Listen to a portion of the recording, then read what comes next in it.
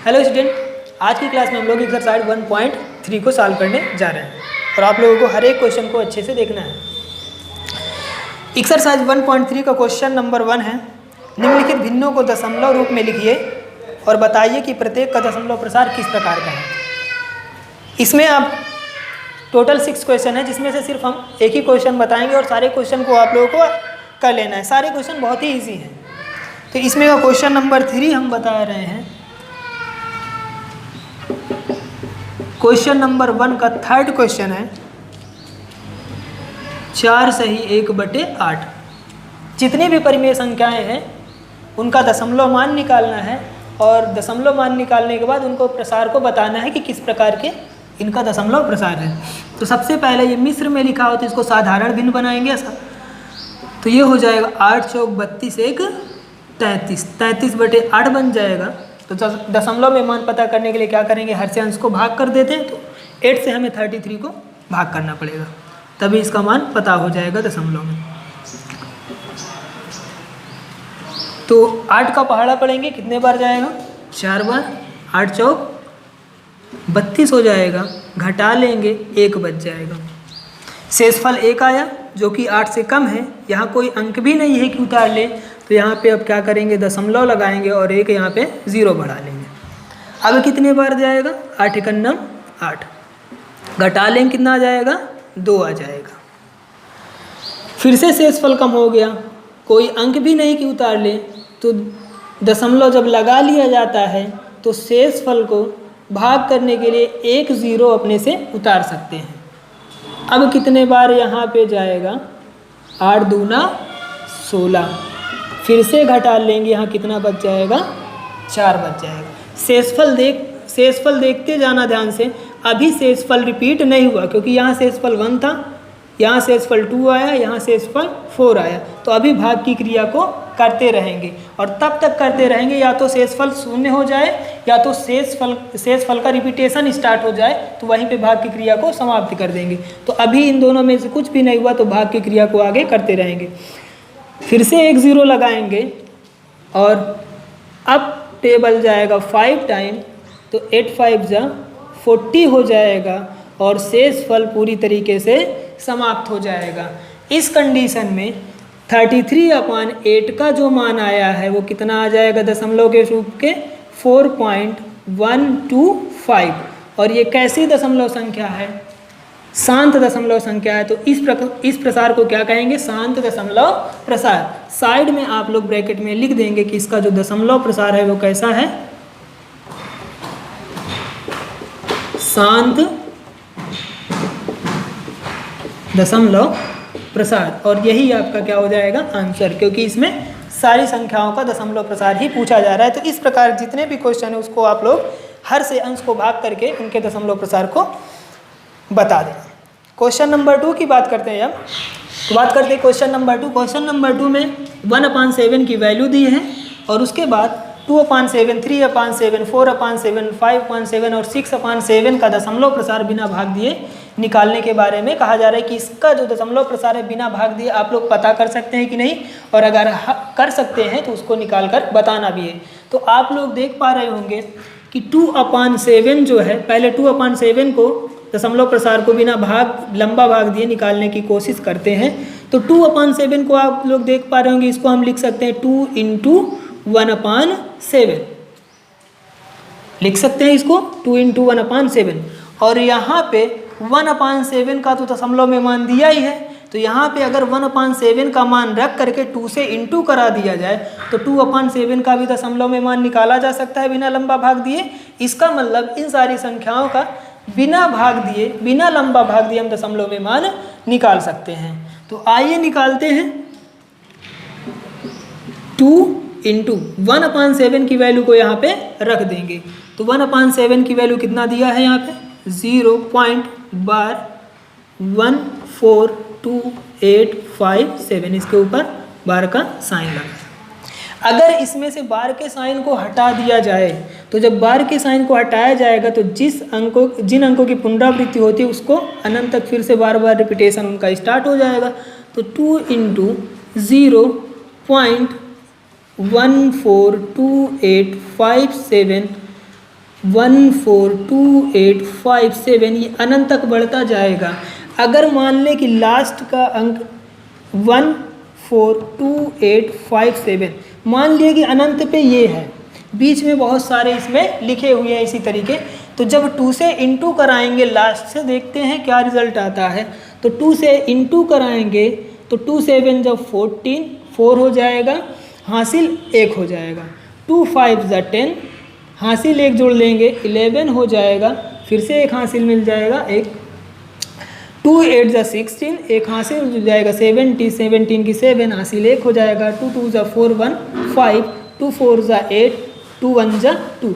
इसी तरीके इसके पहले वाला जो इसका रिपीटेड फॉर्म होगा, पुनरावृत्त खंड होगा, फिर से यही चीज़ आ जाएगा 2 8 5 7 1 4। तो आपने देखा कि यहाँ पे ये जो है, इसमें जब हम 2 से इंटू कराते हैं तो इसका अंक जो है वो ज़्यादा हो नहीं पाता, जितना इसमें अंक है उतना इसमें भी अंक होते हैं। तो यहाँ पे अगर डायरेक्ट ही हम इसमें इंटू करा लें तो वही तो उतने ही तो पुनरावृत्त खंड में अंक होंगे, इसको बार बार लिखने की कोई ज़रूरत नहीं होती। ये सिर्फ हम आपको समझाने के लिए बताए हैं कि वही चीज़ बार बार रिपीट हो जाएगी। तो इसमें क्या करेंगे, 2 से इसमें डायरेक्ट इंटू करा देंगे तो हमें 2/7 का मान पता चल जाएगा। तो ये हो जाएगा 0.27 जब 14 की 4 हासिल 1 हो जाएगा। 2 5 ज़ा 10, 10 1 11 1 हो जाएगा। 2 8 ज़ा 16 1 17 7, फिर से हासिल 1 हो जाएगा। 2 2 ज़ा 4 1 5, 2 4 ज़ा 8, 2 1 ज़ा 10, और यही अंक फिर से रिपीट होंगे इसमें भी। तो इसके ऊपर क्या लगा देंगे, बार का साइन लगा देंगे। तो इस तरीके 2/7 का मान कितना आ गया, 0.2857 जिसके ऊपर बार का साइन लगा है। बिना भाग दिए हम इसके मान को पता कर लिए। इसमें एक और संख्या का दशमलव प्रसार हम निकालते हैं 3/7। तो इसको लिखेंगे 3 × 1/7। यहाँ पे 1/7 की वैल्यू को पुट कर देंगे और फिर 3 से इंटू करा लेंगे तो 3/7 का मान पता हो जाएगा। तो 1/7 का मान क्वेश्चन में दिया है। 3 × 0.142857 बार का साइन लगा देंगे। अब आपको बता ही चुके हैं कि इसमें इंटू कराएंगे तो कोई डिजिट तो ज़्यादा हो नहीं पाती है, इतने ही डिजिट होंगे और वही बार बार रिपीट होने लगेंगे। तो 3 से इंटू करा लेंगे तो 3 7 ज़ा 21 1 हो जाएगा, कैरी 2 आ जाएगा। 3 5 ज़ा 15 2 17 17 कैरी 1 आ जाएगा। 3 8 ज़ा 24 1 25 हो जाएगा, फिर से कैरी 2 आ जाएगा। 3 2 ज़ा 6 2 8 हो जाएगा। 3 4 ज़ा 12 की 2 कैरी 1 हो जाएगा। 3 1 ज़ा 3 और कैरी 1 कितना हो जाएगा 4। पॉइंट लगाएंगे, 3 से 0 में इंटू कराएंगे 0 ही हो जाएगा, यहाँ पे बार का साइन लगा देंगे। तो इस प्रकार 3/7 का भी हम बिना लंबा भाग दिए मान निकाल चुके हैं, और ये भी कैसे होंगे, अशांत आवर्ती ही होंगे। इस प्रकार बाकी बची हुई संख्याओं का दशमलव प्रकार आप लोग खुद से निकाल लेना। तो अब बात करते हैं क्वेश्चन नंबर 3 के। निम्नलिखित को P/Q के रूप में व्यक्त कीजिए, जहाँ P और Q पूर्णांक है तथा Q does not equal to 0, जिसमें 3 क्वेश्चन है। 0.6 बार, 0.47 बार, 0.001 बार। इन तीनों संख्याओं को आपको P/Q के फॉर्म में बदलना है। और आपको पता है कैसी दशमलव संख्या है, अशांत आवर्ती, और अशांत आवर्ती दशमलव संख्याएं जो होती है वो परिमेय संख्या का ही रूप है। तो जाहिर सी बात है इनको P/Q के फॉर्म में बदल सकते हैं, जिसमें आप लोगों ने इसमें 2-3 स्टेप सीखा था। पहले संख्या को क्या कहते हैं, x के बराबर मान लेते हैं, फिर उसमें क्या करना पड़ता है, कुछ गुणा करना पड़ता है 10 100 या 1000 से, वो रिपीटेड अंक पर डिपेंड करता है। फिर क्या होता है, 2 समीकरण मान करके घटा लेते हैं और संख्या का P/Q फॉर्म आ जाता है। तो क्वेश्चन नंबर 1 जो है 0.6 बार, इस प्रकार की संख्या को हमने एग्जाम्पल में आपको बता दिया, इसको आप लोग खुद से कर लेना। क्वेश्चन नंबर 2 में जो संख्या लिखी है 0.47 बार, इसको हम P/Q के फॉर्म में बदलना सिखा रहे हैं। तो यहाँ पे क्वेश्चन नंबर 2 0.47 को P/Q के फॉर्म में बदलते हैं। तो आपको हमने बताया था कि सबसे पहले उस संख्या को किसके बराबर मान लेते हैं, x के बराबर। तो मान लेंगे यहाँ पे, माना x इक्वल टू 0.47 बार। और जब x के बराबर मानते हैं तो यहाँ से बार का साइन हटा देते हैं और जिस अंक के ऊपर लगा होता है उसको एक बार रिपीट कर देते हैं एंड सॉन का साइन लगा देते हैं। तो 7 के ऊपर बार लगा था तो 7 को एक बार रिपीट कर देंगे और एंड सॉन इनफाइनाइट का साइन लगा देंगे और इसी को मान लेंगे इक्वेशन नंबर फर्स्ट। ये स्टेप फर्स्ट आपका कंप्लीट हो गया। स्टेप सेकंड में क्या करना पड़ता है, इनटू करना पड़ता है। तो इनटू करने के लिए क्या करते हैं, रिपीटेड अंक को देखते हैं कि कितने अंक यहाँ पे रिपीट हो रहे हैं। तो आपने देखा था बार एक के ऊपर ही लगा है तो एक अंक ही रिपीट हो रहा है, इसका मतलब एक के साथ एक जीरो, मतलब 10 से दोनों पक्षों में गुणा कर देना है। तो ये हो जाएगा 10 into x is equal to, इधर भी हो जाएगा 10 into 0.477 and so on infinite. 10 से इंटू करा देंगे, ये हो जाएगा 10x इज इक्वल टू, अब इसमें 1 के साथ 1 0 है तो दशमलव जो है जब 10 से गुणा करेंगे तो वो एक अंक पहले हट जाएगा, मतलब कहाँ पे आ जाएगा, ये 4 पे आ जाएगा, 4 और 7 के बीच में।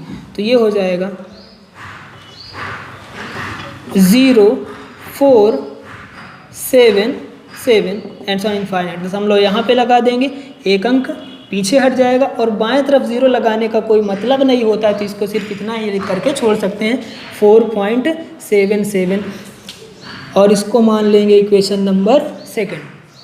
2 स्टेप कंप्लीट। अब तीसरे स्टेप में क्या करना होता है, समीकरण सेकंड से समीकरण फर्स्ट को घटा देते हैं। तो घटा देंगे equation second minus equation first, यहाँ पे इस बात को लिख देंगे कि किस इक्वेशन से किसको घटा रहे हैं। तो सेकंड से फर्स्ट को, तो equation second minus equation first.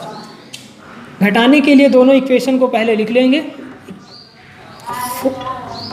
0.77 and so on infinite.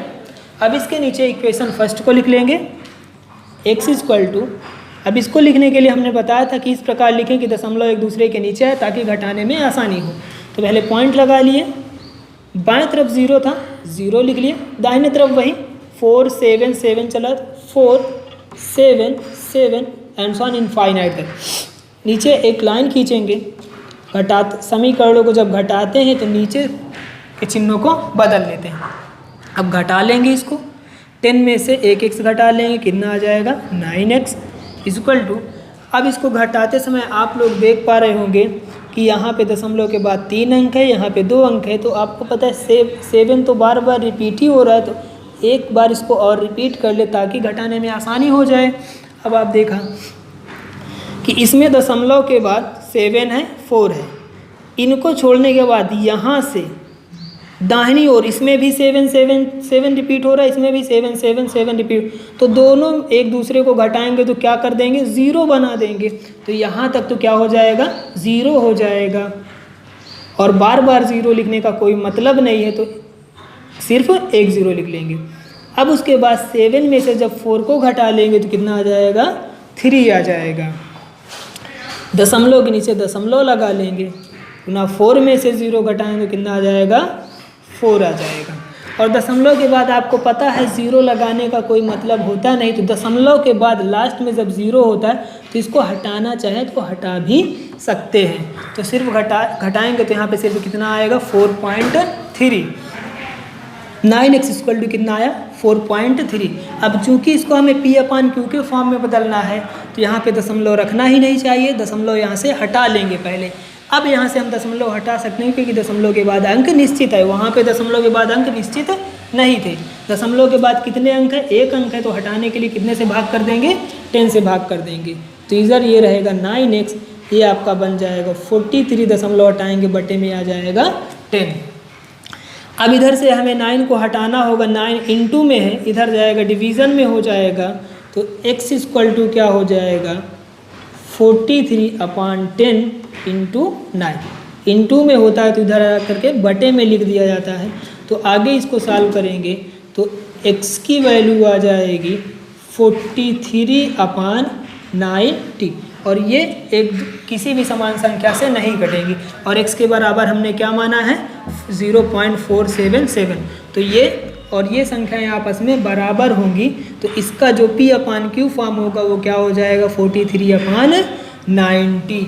तो यहाँ पे हम लिख सकते हैं कि 0.47 बार का p/q फॉर्म क्या होगा, 43/90।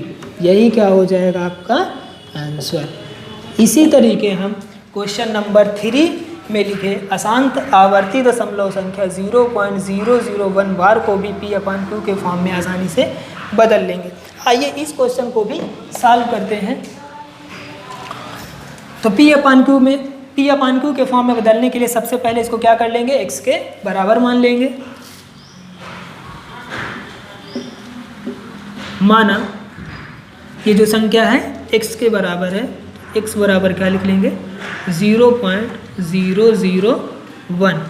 और आपको हमने ये बात बताई थी कि जब x के बराबर मानते हैं तो जिस संख्या के ऊपर बार लगा होता है वहाँ बार हटा करके उतने संख्या को फिर से रिपीट कर देते हैं और एंड्स ऑन इनफाइनाइट का साइन लगा देते हैं। तो क्या हो जाए 001 लिख करके एंड्स ऑन इनफाइनाइट साइन लगा दें कि अनंत तक रिपीट हो रही हैं संख्याएं।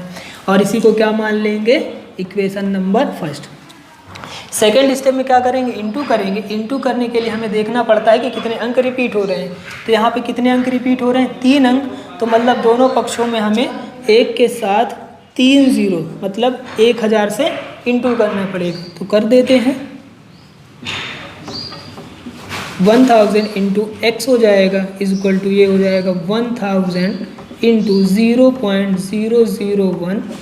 0.001 एंड ऑन इनफाइनाइट तक ये चलता जाएगा।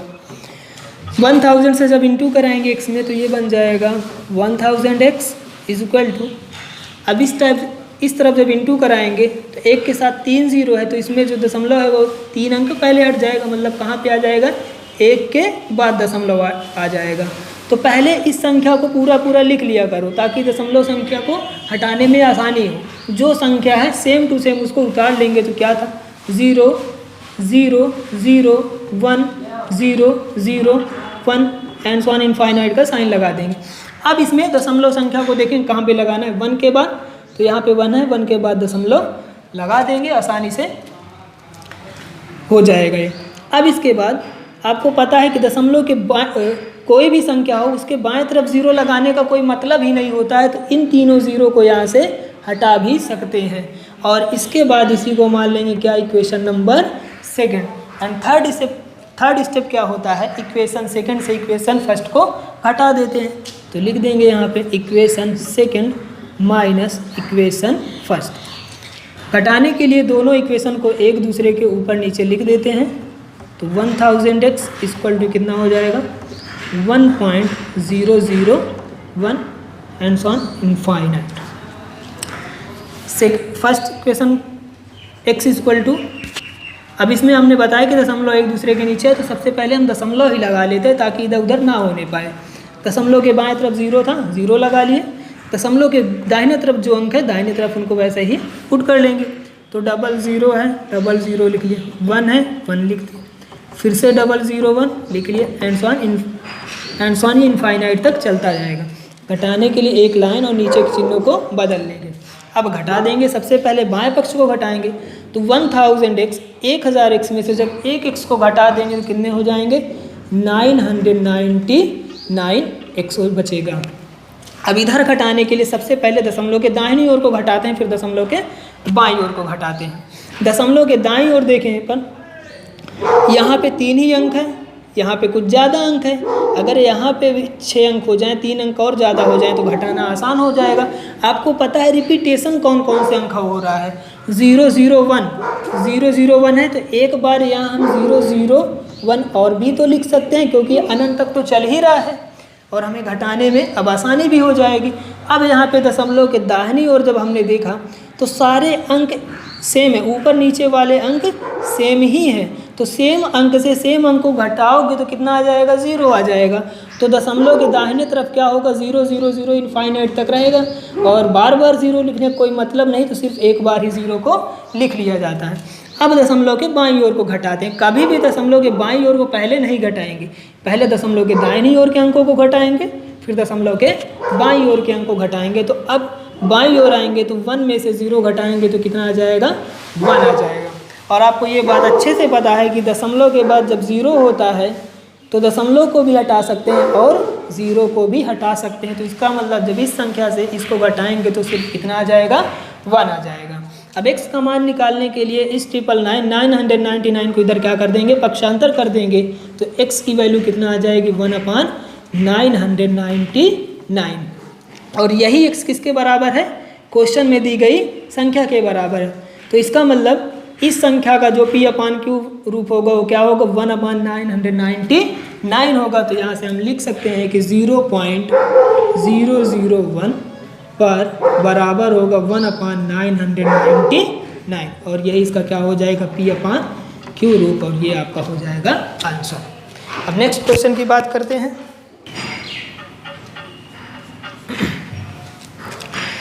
तो अब बात करते हैं क्वेश्चन नंबर 4 की।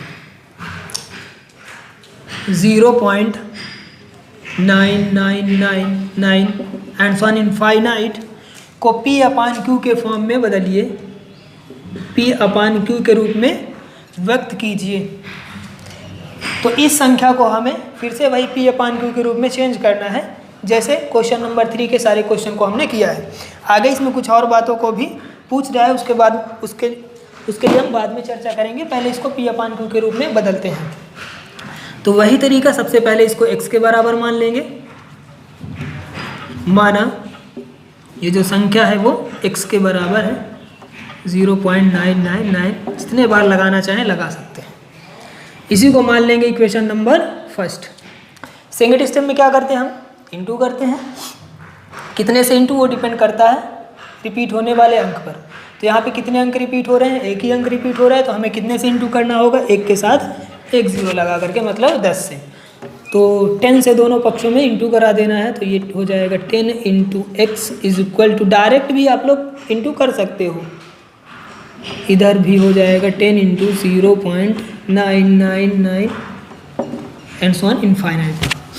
अब इंटू करा देंगे, ये हो जाएगा 10x, इधर 1 के साथ 1 0, तो डेसिमल जो होगा वो एक अंक के पहले हटेगा। तो पहले इस संख्या को पूरी तरीके से लिख लेते हैं, 0.999 एंड सो ऑन इनफाइनाइट। अब डेसिमल लगाएंगे, कितने अंक पहले हटा देंगे, एक अंक पहले।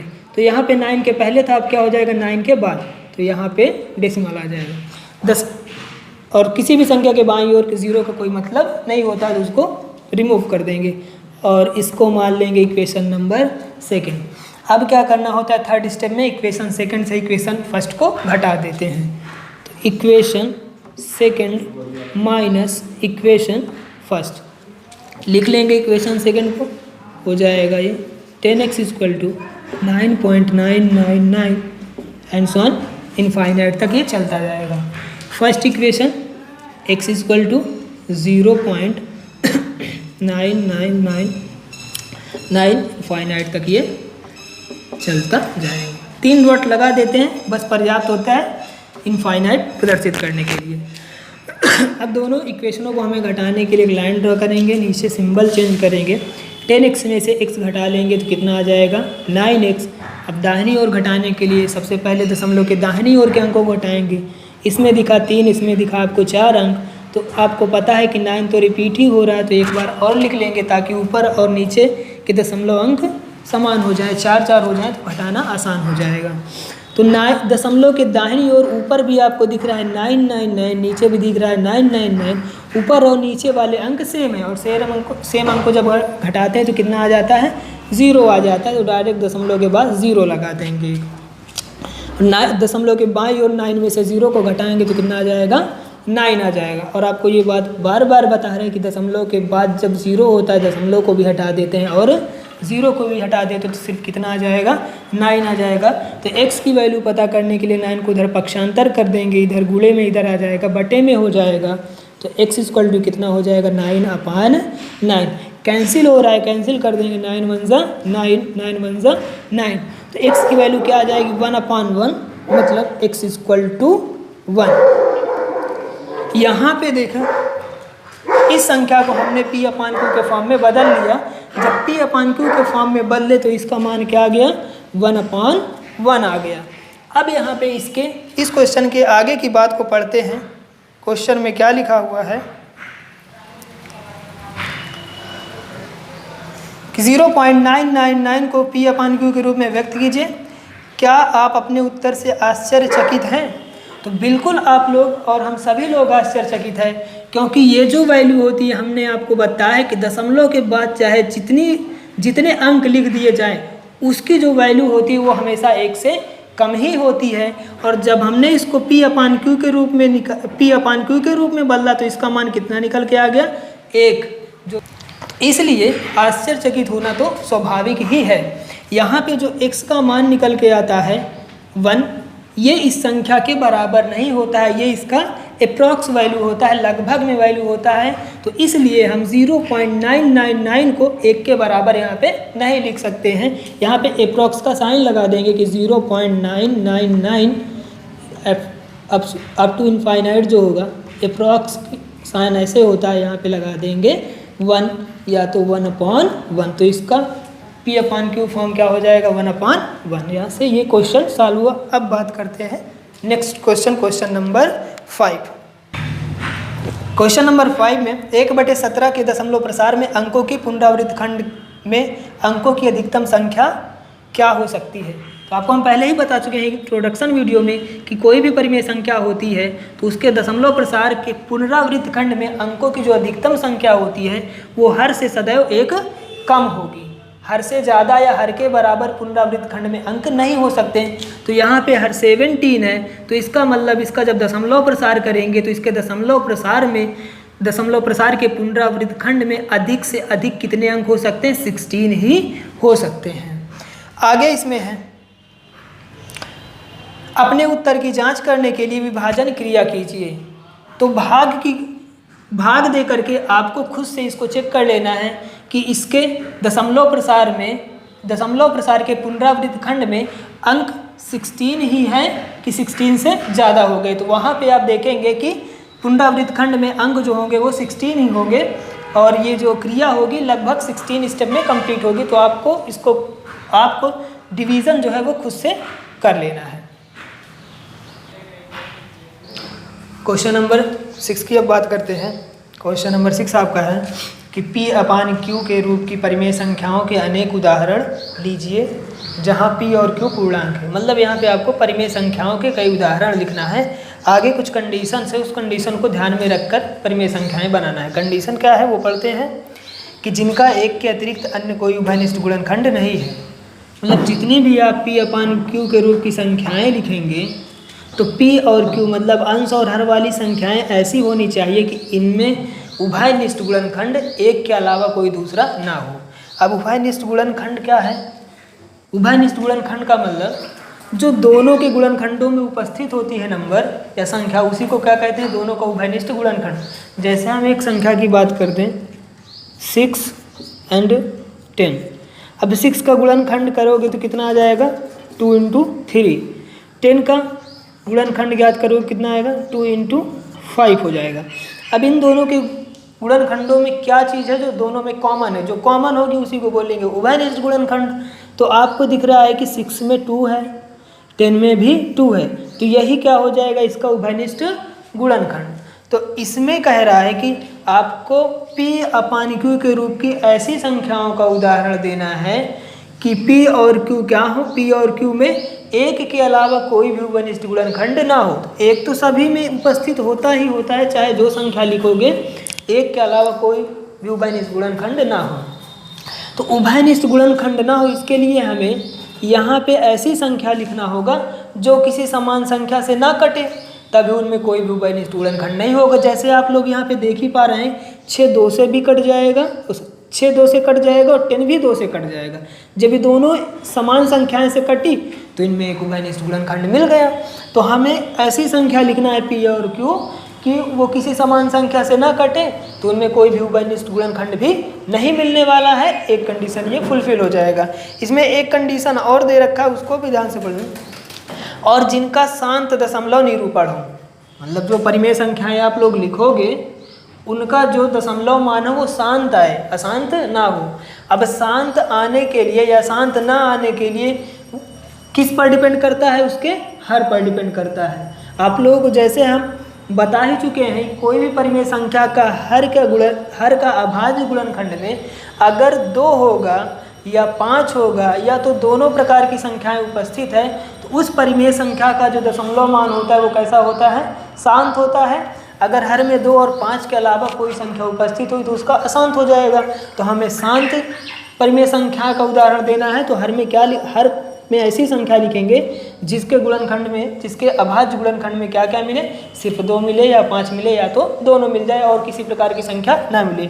जैसे यहाँ पे एक एग्जाम्पल में आपको अगर 4 की बात कर दिया जाए, हर में अगर 4 लिख दिया जाए तो क्या है, कंडीशन को फुलफिल करेगा, क्योंकि इसका जब गुणनखंड निकालेंगे तो 2 गुणे 2 होगा और जब किसी परिमेय संख्या के हर में 2 होता है तो उसका दशमलव मान शांत होता है। और क्या लिख सकते हैं हर की जगह पे आप लोग 10 भी लिख सकते हो, क्योंकि 10 का गुणनखंड करोगे तो कितना आ जाएगा, 2 × 5, 2 और 5 उपस्थित होने पर शांत ही होता है। इस प्रकार हर में ऐसी संख्या लिखेंगे जिसका अभाज्य गुणनखंड में क्या उपस्थित हो, सिर्फ 2 और सिर्फ 5 उपस्थित हो या दोनों प्रकार की और कोई संख्या ना उपस्थित हो, तो उसका दशमलव मान जो होगा वो शांत भी हो जाएगा। अब यहाँ पर परिमेय संख्याओं या P/Q के रूप में ऐसी संख्याओं के अनेक उदाहरण लिखना शुरू करेंगे। अनेक कह रहा है तो 2 या 3 लिख लेंगे, पर्याप्त हो जाएगा। आपको और लिखना है तो और भी लिख सकते हैं। तो यहाँ पे एक पहला एग्जाम्पल लिखते हैं। अगर अंश में 1 लिख लिया जाए और हर में 8 लिख लिया जाए तो ये P/Q के फॉर्म की है।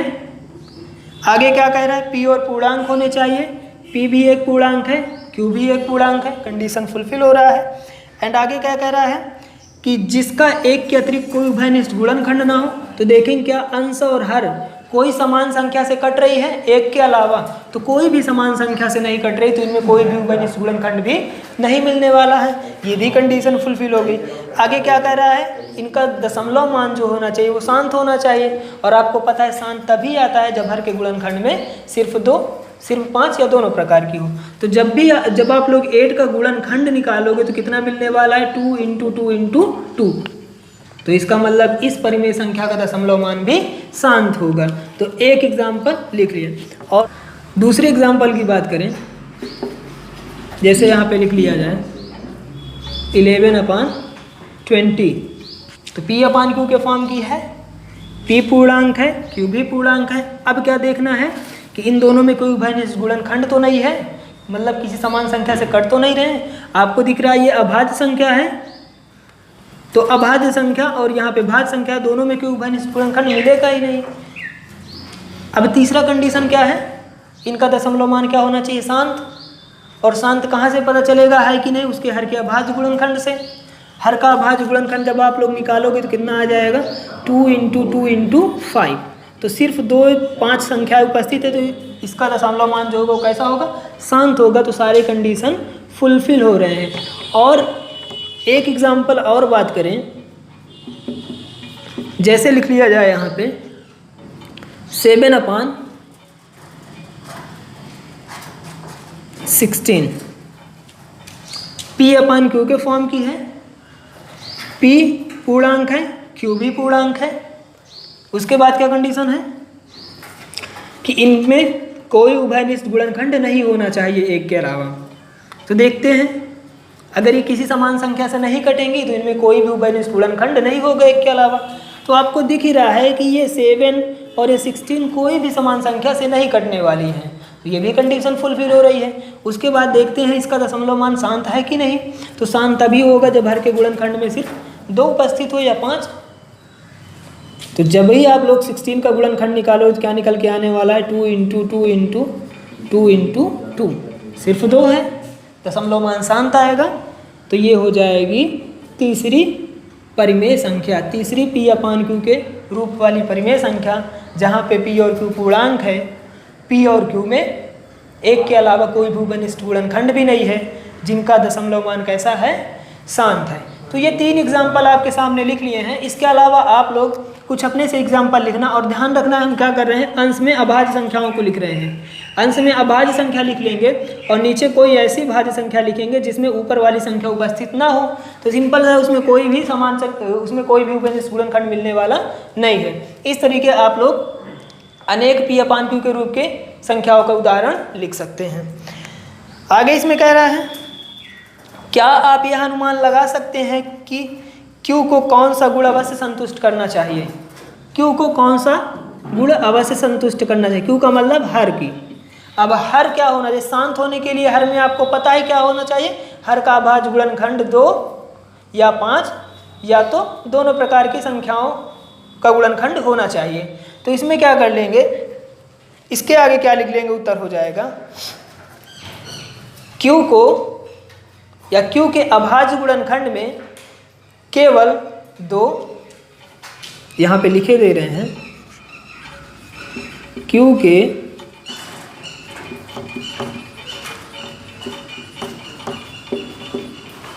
अभाज्य गुणनखंड में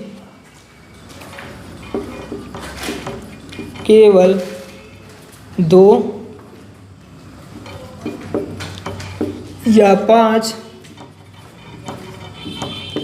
अथवा दोनों प्रकार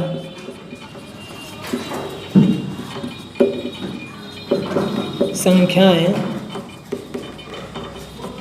उपस्थित होनी चाहिए।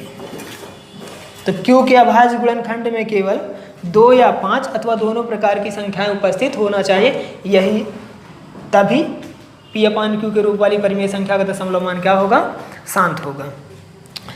इसके बाद बात करते हैं क्वेश्चन नंबर 7 की। अब बात करते हैं क्वेश्चन नंबर 7। ऐसी 3 संख्याएं लिखिए जिनके दशमलव प्रसार अनवसानी अनावर्ती हो। यहाँ पे देखो एक नया शब्द आ गया, अनवसानी।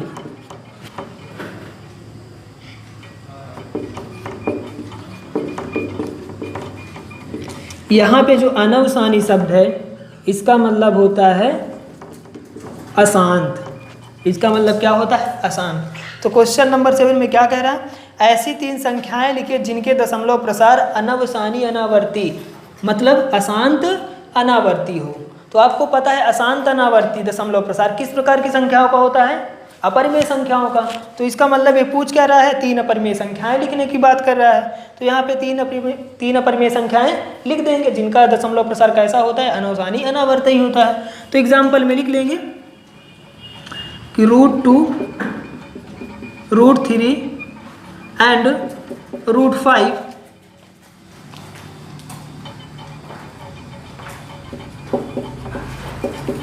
संख्याओं का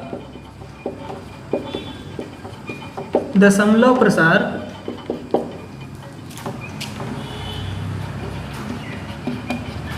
अनवसानी अनावर्ती है या होगा। दशमलव के फॉर्म में आप लोग लिख सकते हो, या कोई कंडीशन नहीं है, आपको ऐसी संख्याएं लिखना था जिनका दशमलव प्रसार अनवसानी अनावर्ती हो, तो बस चाहे इस फॉर्म में रूट के फॉर्म में लिख देंगे और चाहे तो आप लोग दशमलव में लिखना चाहें तो दशमलव के फॉर्म में लिख सकते हैं। एक एग्जाम्पल यहाँ पे अनवसानी अनावर्ती संख्या का हम बता दे रहे हैं। जैसे लिख लिया है 0.10 100 100 1 आगे 40 ऐसे करके इनफाइनाइट तक ये बढ़ता जाएगा। तो ये कैसी संख्या हो जाएगी, अनवसानी अनावर्ती। रूट के फॉर्म में लिखना इजी होता है तो इसी वजह से ऐसे लिख लेंगे। तो अब बात करते हैं क्वेश्चन नंबर 8 की।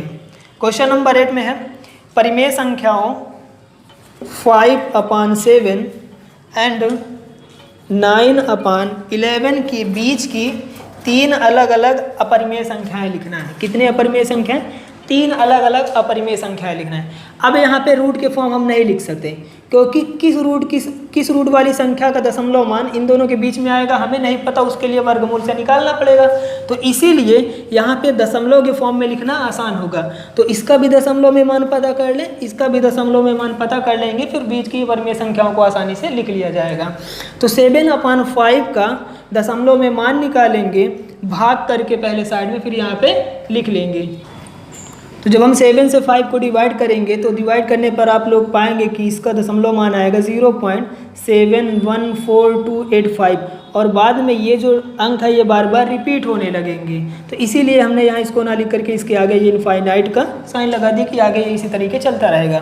तो जब 9/11 का दशमलव मान निकाल लेंगे तो कितना आएगा 0.81 और दशमलव के बाद 81 बार बार रिपीट होने लगता है। तो इसको बार बार ना लिख करके यहाँ पे डॉट डॉट करके इनफाइनाइट, इसका मतलब ये 81 तक चलता जाएगा। अब यहाँ पे इन दोनों के बीच की हमें अपरिमेय संख्याएं लिखना है इन दोनों के बीच की लिखने के लिए आपको यहाँ पे दशमलव के बाद पहला अंक देखना होगा। यहाँ पे क्या है 7 है, तो 7 से क्या होना चाहिए, ज़्यादा होना चाहिए, और क्या होना चाहिए 8 से कम होना चाहिए, तभी यहाँ पे इन दोनों के बीच की संख्या वो कहलाएगी। पहला अंक यहाँ पे 7 और इसमें पहला अंक क्या है 8 है, तो 7 से ज़्यादा होना चाहिए और 8 से कम होना चाहिए। तो ऐसी कोई संख्या है नहीं जो 7 से ज़्यादा हो और 8 से कम हो, बट्टे के फॉर्म में होगी। तो यहाँ पे तो हमें डेसिमल फॉर्म में लिखना है, अंक लिखना है, तो यहाँ पे पहले अंक से हम नहीं पता कर सकते। अब दूसरे अंक की बात करें तो यहाँ पे 1 है और यहाँ पे भी 1 है, और उसके बाद अगर इसको लिखना चाहें तो ये हो जाएगा 8, यहाँ पे 1, इसको और आगे ऐसे बढ़ा सकते हैं। तो अब ये दूसरे अंकों को जब हमने कंपेयर किया तो यहाँ 1 और 1 है, फिर से हम नहीं इनके बीच की पा सकते हैं।